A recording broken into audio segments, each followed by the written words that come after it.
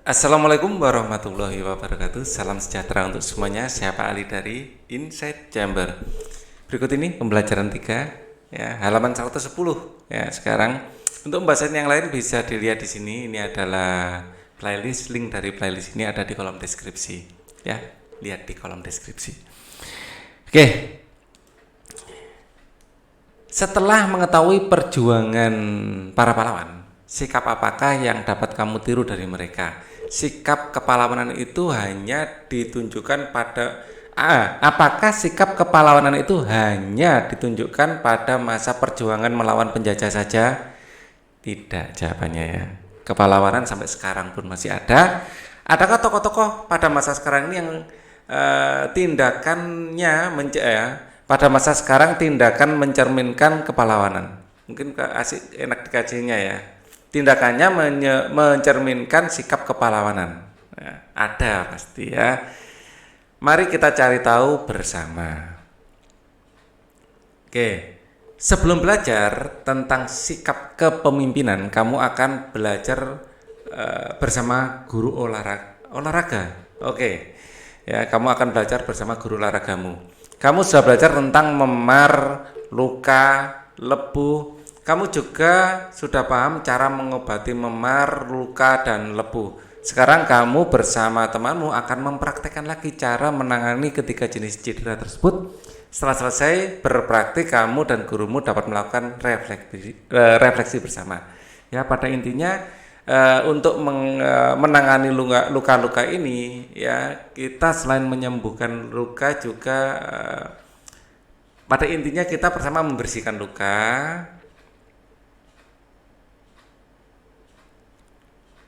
dan mengobati.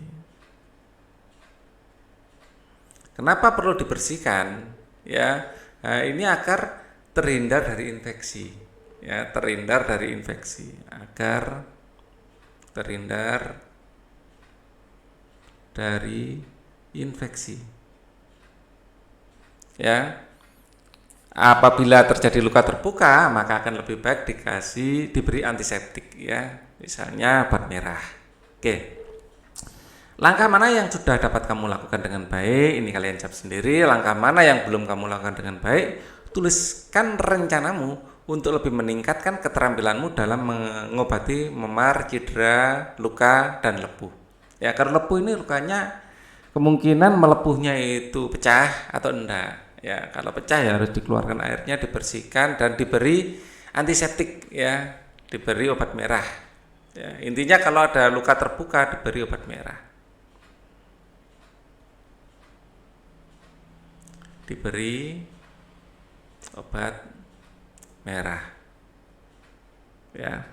Terserah merek apa aja ya, biasanya betadine ya. Oke, ayo mencoba. Masih ingatkah kamu dengan perjuangan para tokoh pada masa kerajaan Hindu, Buddha, Islam, dan masa penjajahan? Bagaimana sikap kepahlawanan yang mereka miliki? Bagaimana pengaruh sikap kepahlawanan mereka terhadap masyarakat sekitarmu? Ayo kita buat urutan atau lini masa perjuangan sikap kepahlawanan ini. Ada masa Hindu, ada Raja Purnawarman ya. Kita punya Raja Purnawarman. Sikap kepahlawanan mencintai rakyat, berani melawan perompak. Nah, kemudian bukan hanya Purnawarman ya sebenarnya. Selain Purnawarman ada juga di akhir masa Hindu Buddha ini ada Gajah Mada.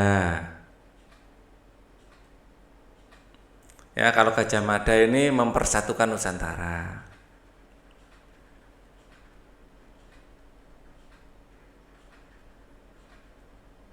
Ya, lebih komplitnya bisa kita lihat di sini ya.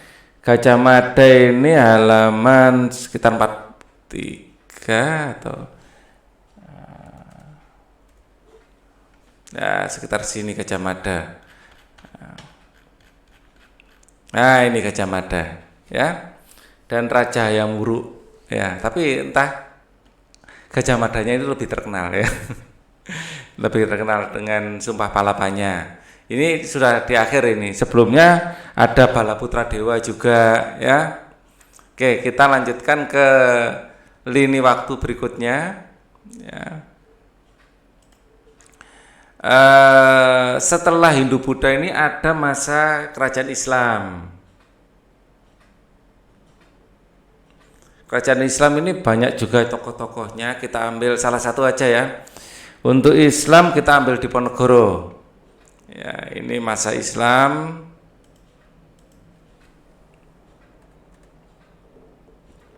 Nah, di sini ada Diponegoro, ya, Pangeran Diponegoro dari Jawa. Kemudian ini coba kita tuliskan ini ya, jasa-jasa beliau. Diponegoro, kita perwakilannya aja, nggak bisa semua ini. Diponegoro. Kalau kalian ingin menambahkan, ada Purnawarman juga di sini ya. Balaputra Dewa Purnawarman kan sudah.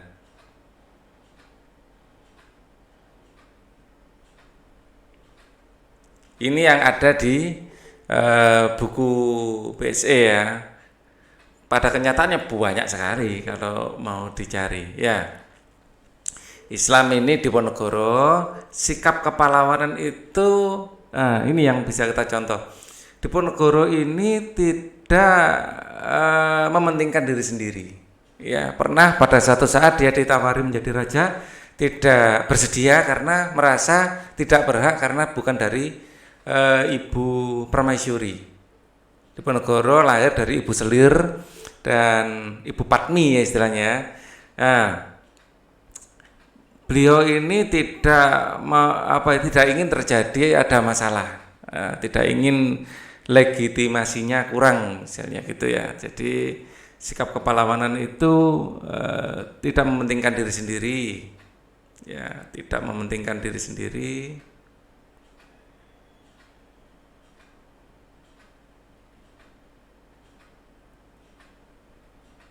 Nah, kemudian beliau berjuang melawan Belanda itu karena melihat penindasan, ya, melawan penindasan pemerintahan kolonial,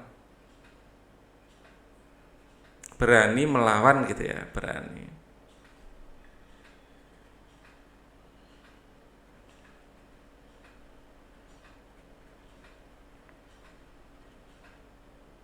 Belanda gitu aja. Nah, kemudian ada setelah masa Islam itu ada masa perjuangan kemerdekaan.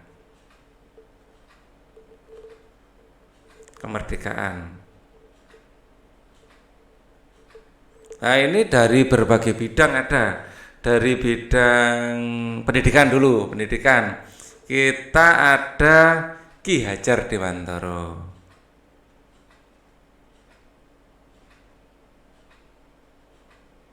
Ya, Ki Hajar Dewantara ini sikap kepahlawanannya, ya, ini beliau berganti nama untuk lebih dekat dengan rakyat. Nah, jadi sebenarnya beliau adalah bangsawan dan pada masa itu bangsawan dengan rakyat itu ada jarak. Nah, beliau ingin agar jarak ini sudah hilang, ya. Sebentar. Beliau tidak ingin ada jarak dengan rakyat, maka beliau rela berganti nama agar lebih dekat dengan rakyat.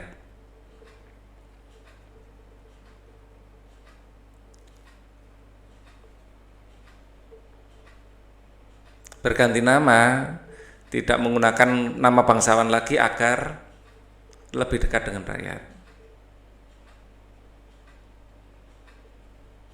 rakyat. Ya, beliau adalah memajukan pendidikan.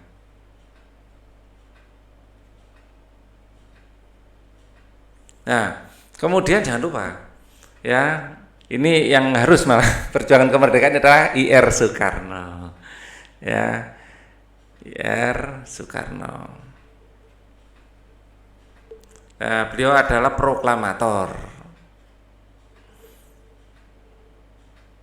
Memproklamasikan kemerdekaan Indonesia.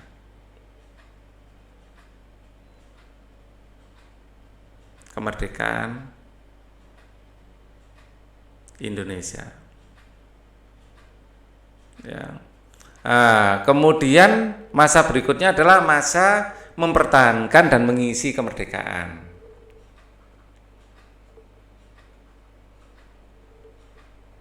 dan mengisi kemerdekaan. Mempertahankan dulu aja deh, mempertahankan nanti mengisi di sebelahnya. Kemerdekaan. Karena dulu masih banyak ya, setelah Indonesia diproklamasikan pun ada tokoh-tokoh yang ditulis di sini untuk mempertahankan ya, yang ditulis di buku adalah Bung Tomo. Ya, Bung Tomo. Ya, ini jasanya adalah mempertahankan kemerdekaan Indonesia ya. Terus beliau yang paling terkenal itu pidatonya, ya, mempertahankan kemerdekaan, memberi semangat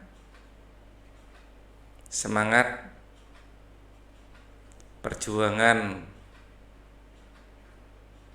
ya, memberi semangat perjuangan pada ini ya, dengan pidatonya ya. Jadi itu yang kalau kita mengingat tokoh Bung Tomo ya, yang pasti yang teringat adalah Bung Tomo adalah orang yang berpidato membakar semangat arek-arek Surabaya ya.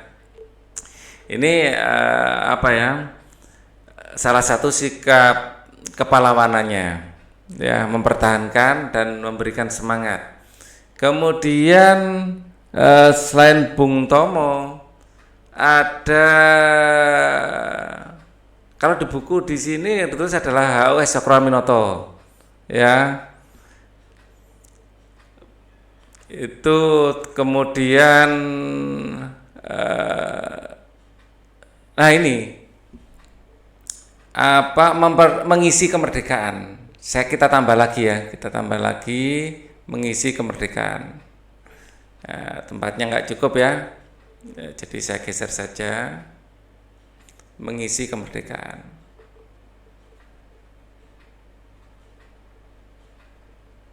Nah, kita yang akan mengisi kemerdekaan ini. Nah, pahlawan ini sudah bukan pahlawan yang mengangkat senjata, itu bukan.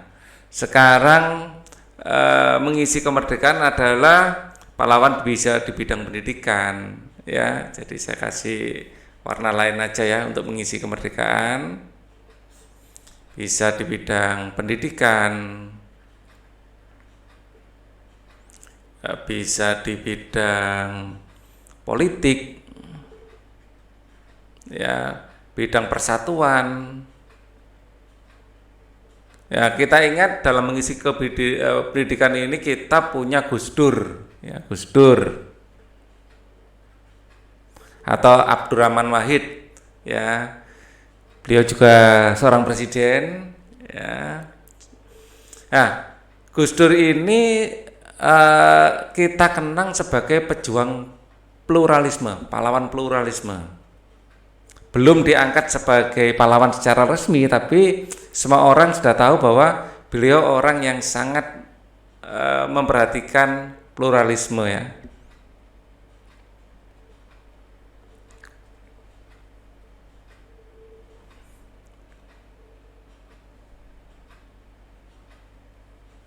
Ya, sampai sekarang makam beliau masih ramai, setiap hari dikunjungi para peziarah yang mendoakan, dan bukan hanya dari Islam ya, dari orang-orang Islam, semua tokoh-tokoh agama menghormati beliau. Kalau ada penindasan terhadap etnis tertentu atau tokoh tertentu, beliau selalu membela ya. Gus Dur belum secara resmi belum diangkat sebagai pahlawan, tapi ya kita sudah mengakuinya kalau Imlek bisa dirayakan itu atas jasa Gus Dur. Sebelumnya tidak bisa ya. Jadi banyak sekali perjuangan Gus Dur ini. Ini mengisi kemerdekaan ya, mengisi sudah apa, bukan berjuang melawan penjajah lagi. Pahlawan pendidikan, pahlawan lingkungan, wah itu banyak sekali ya. Kalian bisa keywordnya ketik saja pahlawan lingkungan Kick Andy gitu. beliau banyak memberikan ini ya, anugerah-anugerah kepada para pahlawan di bidang lingkungan, membersihkan sampah, menanami hutan gundul, macam-macam. Ya, apa saja yang dapat kamu temukan tentang sikap kepahlawanan dari masa ke masa? Ya, yang jelas ya, dari kesemuanya mereka itu mencintai kebenaran dan keadilan, mencintai kebenaran dan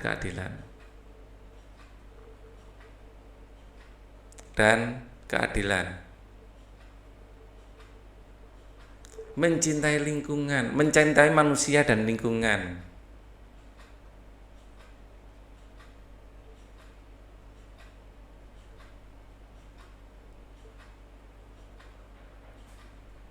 Ya, ini secara umum pahlawan ini mencintai kebenaran, keadilan, mencintai manusia dan mencintai lingkungan. Ya, apakah persamaan dan perbedaannya? Ya, ini apa yang dapat kamu temukan sikap kepahlawan? Persamaannya, mereka itu orang-orang yang berjasa buat manusia dan lingkungan.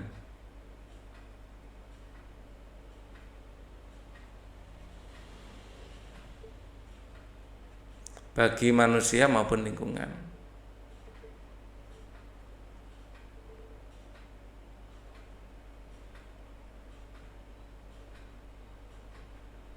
Nah, perbedaannya adalah yang diperjuangkan sama waktu, hal yang diperjuangkan sama waktu perjuangan.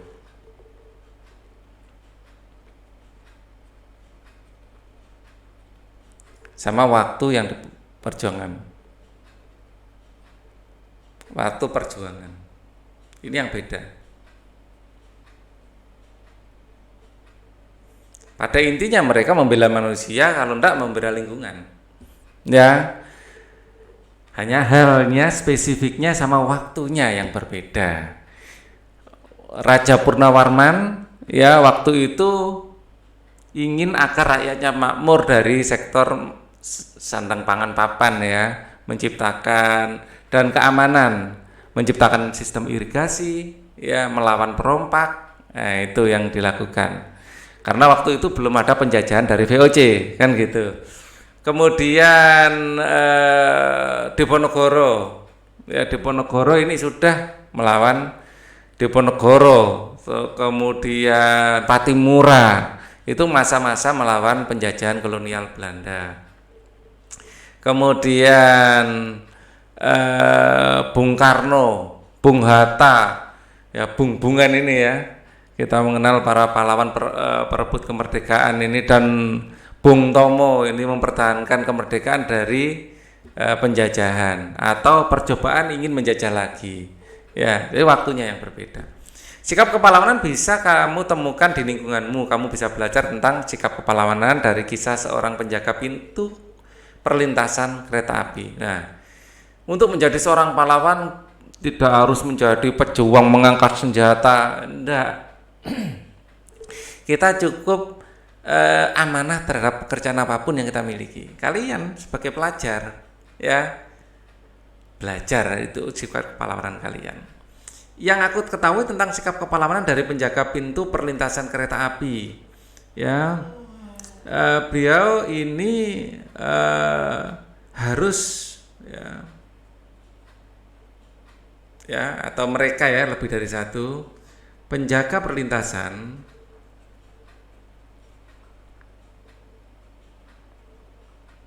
kereta api harus tahu persis kapan kereta akan lewat,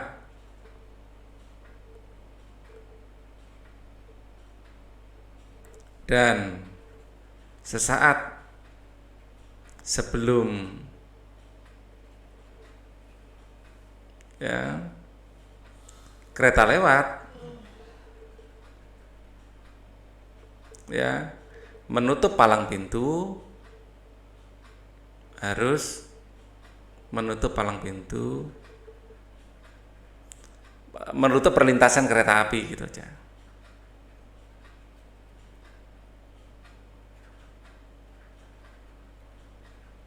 ya. Nah, penjaga perlintasan kereta api belum tentu punya gardu, terus punya pintu otomatis, belum tentu. Ada yang hanya bermodal peluit saja, ya. Jadi banyak jalan-jalan kecil, ya, jalan-jalan kampung, ya, yang tidak ada gardu untuk perlintasannya. Nah, mereka adalah pahlawan kita, ya, yang memberitahu kapan kereta akan lewat. Mereka benar-benar menghafalkan kereta akan lewat, ya, memberitahu kapan kereta akan lewat, terus kemudian menstop kendaraan yang akan lewat. Ya, masih banyak perlintasan kereta api yang belum ada gardu penjagaannya. Yang ingin aku tahu lebih lanjut tentang sikap kepahlawanan dari penjaga perlintasan kereta api, ya, ini tidak semua, ya, perlintasan kereta api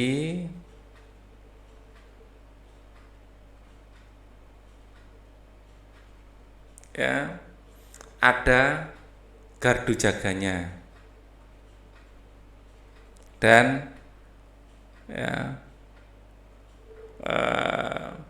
portalnya,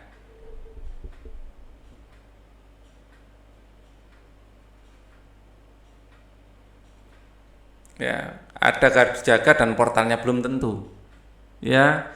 Kemudian sehingga harus manual, ya, mereka menstopnya. Tidak semua penjaga perlintasan kereta api ini adalah pegawai resmi. Penjaga perlintasan kereta api adalah pegawai resmi. Ya, banyak kita temui atau Pak Ali temui paling tidak, penjaga perlintasan ini adalah ya orang yang ingin menjaga saja. Ya. Nah, kita sebagai pejalan yang lewat situ, ya, memberikan dukungan kita dengan memberi rupiah, ya, kepada mereka, memberi uang pada mereka secara langsung, ya. Jadi saat tidak ada yang ngasih pun ya mereka tetap jaga. Nah, ini loh, kita harus berkontribusi, ya. Para pejalanlah yang berkontribusi untuk membuat beliau-beliau ini tetap bersedia menjaga sebagai penjaga tidak resmi. Diskusikan tabelmu dengan teman kelompokmu untuk menambah pengetahuanmu tentang sikap kepahlawanan dari penjaga pintu kereta api. Bacalah teks berikut dalam hati. Pahlawan tanpa tanda jasa. Gimin tinggal di desa Lemah Abang, Karawang. Pekerjaannya sangat mulia, banyak orang yang telah ia selamatkan. Namun demikian, banyak orang tidak peduli terhadap pekerjaan yang ia lakukan. Tidak ada ucapan terima kasih yang diberikan kepadanya. Pendapatannya sangat kecil, tentunya kurang untuk memenuhi kebutuhan keluarganya. Jam istirahatnya tidak menentu. Bahkan suatu saat ia tidak bisa menikmati makan siangnya karena tiba-tiba pekerjaan yang harus ia lakukan ada pekerjaan yang harus ia lakukan. Hari raya pun terkadang harus masuk bekerja. Namun Gimin tetap berusaha untuk bekerja sepenuh hati. Gimin sangat mencintai pekerjaannya. Ia sudah melakukan pekerjaannya hampir 30 tahun lamanya. Apa sebenarnya pekerjaan Gimin? Mengapa ia sangat senang dengan pekerjaannya? Gimin adalah seorang penjaga pintu perlintasan kereta api. Ia sangat bangga dengan pekerjaan yang ia lakukan karena ia bisa menyelamatkan banyak orang, mulai dari pejalan kaki, pengguna sepeda motor, penumpang mobil, atau pengguna kendaraan lainnya. Panas terik atau guyuran air hujan tidak pernah ia pedulikan. Begitu juga dengan suara bising kendaraan. Ia tidak pernah terganggu dengan semua itu. Bahkan umpatan dari mereka yang marah karena Gimin menutup pintu rel pun ia abaikan. Di dalam pikirannya yang ada hanyalah usaha untuk menyelamatkan orang-orang. Nah, menjadi penjaga pintu perlintasan kereta api yang bertanggung jawab adalah salah satu cermin sikap kepahlawanan yang amanah, ya, tanggung jawab ini. Jawablah rasa ingin tahumu pada kolom sebelah tabel. Kamu dapat mengisi berdasarkan teks yang sudah kamu baca, berdasarkan hasil diskusimu dengan teman kelompokmu, guru atau gurumu. Tulislah semua informasi yang sudah disediakan. Wah, ini salah ya. Seharusnya di sini berisi pertanyaan tadi. Jadi pertanyaannya saya tulis pakai biru. Dan itu adalah jawabannya. Ya, apakah semua perlintasan ada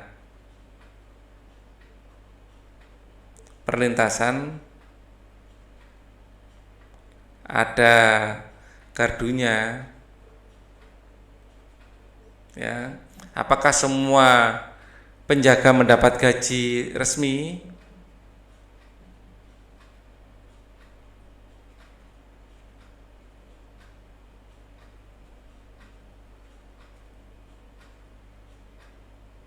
Nah, tidak semua.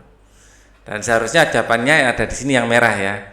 Ya, ini yang biru, yang merah seharusnya adalah jawaban yang di sini. Ya. Nah, ini pasti banyak yang marah-marah ini. Pak Ali, jangan diulang-ulang. Oke. Sikap kepahlawanan pun dimiliki oleh mereka yang bekerja di kapal selam. Mereka menjaga perairan Indonesia, tetap menjaga dari gangguan orang-orang yang tidak bertanggung jawab. Biasanya kapal selam menggunakan sebuah jendela yang membantunya melihat keadaan sekeliling. Jendela ini berfungsi sebagai mata pengintip. Jendela pada kapal selam ini disebut periskop. Periskop bisa kita buat secara sederhana dengan menggunakan bahan-bahan yang ada. Kamu bisa berkreasi untuk menghias periskop yang kamu buat. Ayo buat periskop bersama teman dan gurumu. Ya. Alat bahan kardus bekas, cermin datar 2 buah dengan ukuran yang sama, lem selotip, busur derajat, gunting, kertas biasa atau kertas koran atau kertas pembungkus kado. Prosedur pembuatan: bentuklah kardus menjadi sebuah balok dengan ukuran tinggi antara 30 cm sampai 50 cm, panjang dan lebar masing-masing. Buatlah lubang pada bagian sisi AB dan lubang pada sisi EF dengan ukuran lubang yang disesuaikan dengan besarnya cermin. Rekatkan cermin masing-masing dengan posisi seperti gambar. Pastikan cermin saling berhadapan. Posisi cermin dengan kemiringan masing-masing 45 derajat. Ya, di sini ada lubang. Ya, di sini ada lubang. Di sini kasih cermin dengan kemiringan 45 derajat. Di sini dikasih cermin dengan kemiringan 45 derajat juga. Ya. Cermin menghadap kertas, menghadap lubang ya. Menghadap ke atas bisa dilihat dari lubang.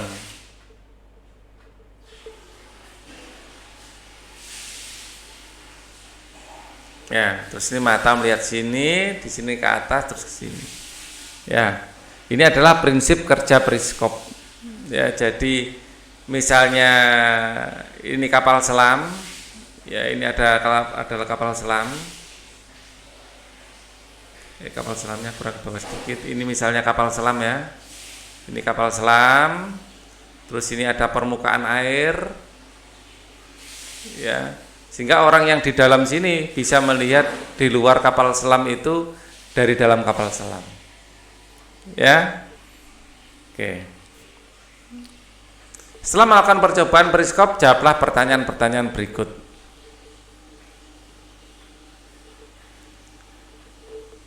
Apa yang kamu temukan dalam percobaan ini? Kita memanfaatkan sifat pemantulan ya.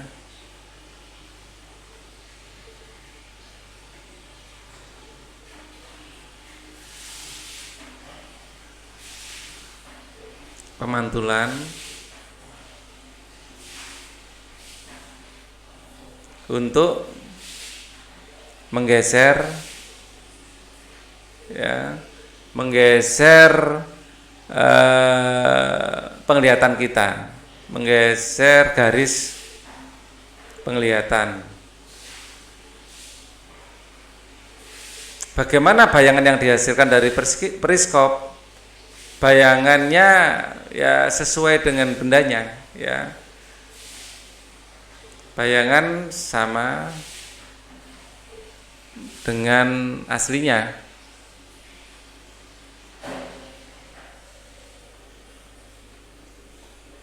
Ya, sifatnya maya, ya, sama dengan aslinya. Hanya saja bergeser ya, bergeser. Dari dalam sini bisa melihat yang di luar. Apa kesimpulan yang kamu peroleh dari percobaan ini? Kita bisa menggeser garis pandang kita.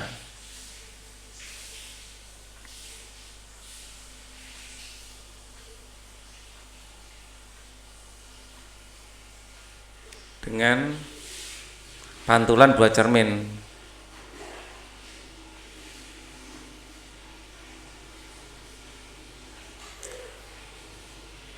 Di manakah prinsip kerja periskop ini kamu jumpai dalam kehidupan sehari-hari? Ada di kapal selam.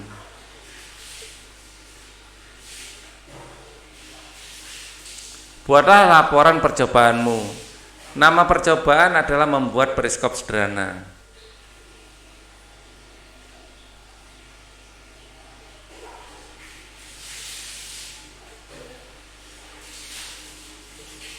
Tujuan percobaan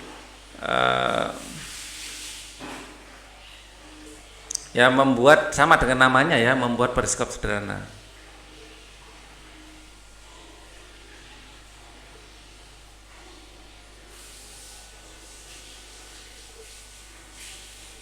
Alat-alatnya adalah dua cermin, kemudian karton, kardus bekas ya. Kita butuh juga selotip, gunting atau cutter. Kita butuh juga penggaris dan busur.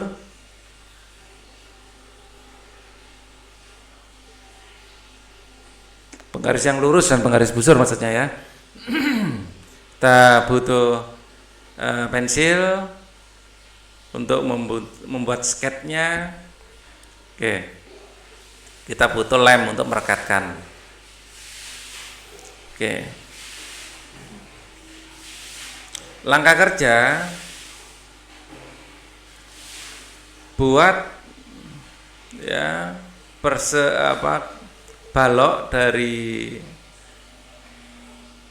buatlah balok dari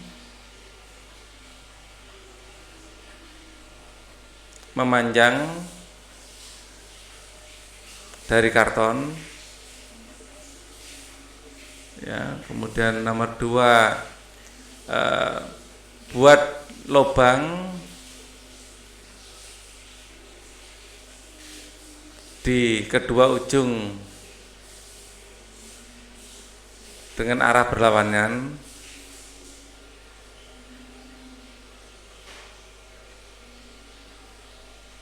Ya, nomor 3, buatlah dudukan untuk kaca.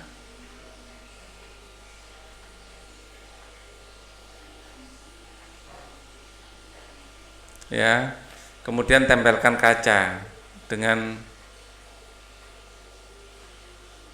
sudut 45 derajat. Yang keempat, tempelkan kaca.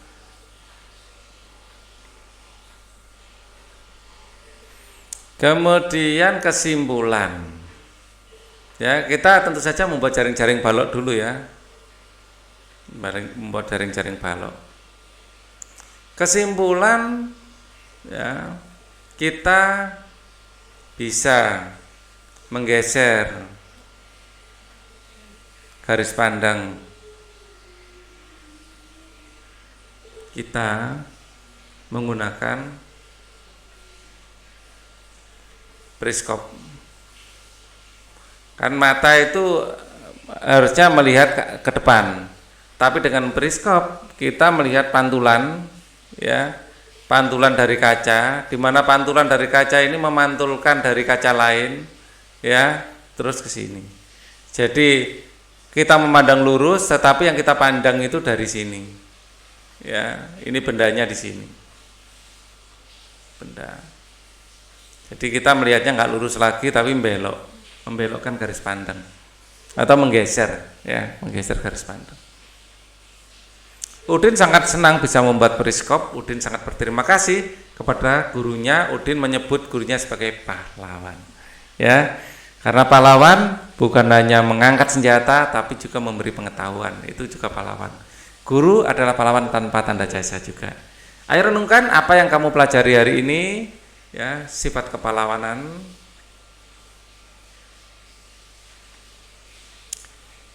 Lini waktu pahlawan.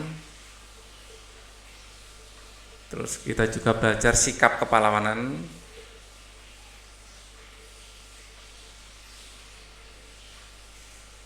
Dalam kehidupan sehari-hari.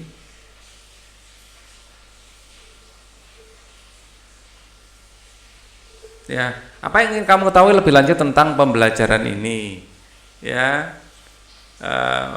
ini kalian sendiri yang ingin bisa menjawab, ya. Pekerjaan apalagi yang membutuhkan sifat kepahlawanan pada intinya, ya? Ya, semua pekerjaan, ya.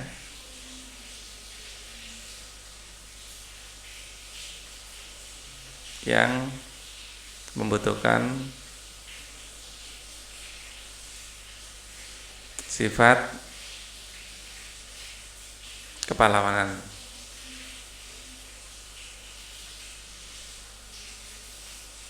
Oke, apakah kamu sudah siap bersikap baik kepada gurumu? Nah, guru adalah pahlawan lah, ya. Nah, saya harap ya jawabannya. Bekerja dengan orang tua, ceritakan kepada orang tuamu ciri-ciri memar, cedera luka dan lepuh serta penanganannya. Kamu bisa mempraktekkan cara-cara mengobati memar, luka dan lepuh. Biasanya memar ini luka tapi tidak terbuka, ya. Luka tapi tidak sampai luka tertutup, ya, tertutup. Biasanya kalau luka, kita cedera luka ini kulitnya sobek, ya, terbuka, ya, biasanya seperti itu. Tapi memar kadang-kadang juga ini, ya, kayak ada luka gores-goresnya gitu biasanya. Nah, ini juga perlu dikasih obat merah. Kalau lepuh itu karena panas. Ya, ceritakan hasil praktek bersama orang tuamu dan temanmu di sekolah, ya. Ceritakan ke orang tua tentang ini apa? Tentang periskop. Nah, thank you for watching. Wassalamualaikum warahmatullahi wabarakatuh.